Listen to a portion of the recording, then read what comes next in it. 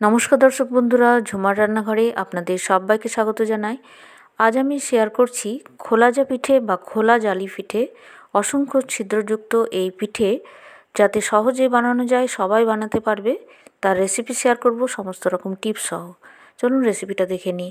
আমি 1 কাপ চালের গুঁড়ো নিয়েছি, আর আঙুল স্পর্শ করতে পারবে এরকম ফুটন্ত এরকম গরম জল নিয়েছি, আর একটু একটু করে নুন দিয়ে মেখে নেব জল দিয়ে। প্রথমে 1 কাপ জল পুরোটাই লেগে যাবে এই চালের গুঁড়োটা মাখতে। এইভাবে যদি মেখে নেওয়া হয় তাহলে কোনো রকম লাম্পস তৈরি হবে না ব্যাটার তৈরি করতে। এরপরে ওই একই উষ্ণতার জল 1 কাপ আরও দিয়ে দেবো। এবার একটা ডিম ফেটিয়ে নেব আলাদা করে।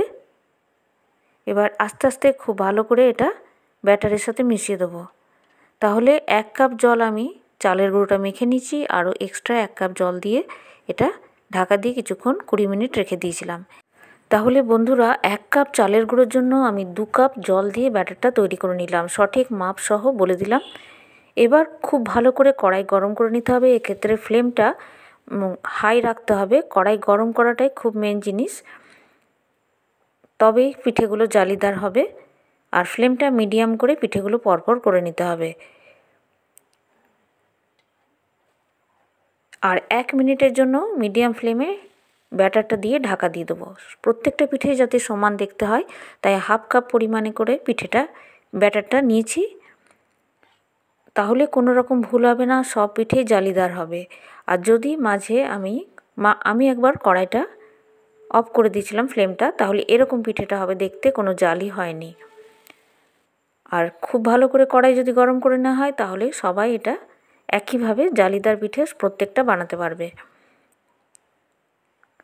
এই টিপসটা ফলো করলেই পিঠেগুলো সুন্দরভাবে জালিদার হবে পরপর সব পিঠে, তাহলে আর কোনো অসুবিধা হবে না।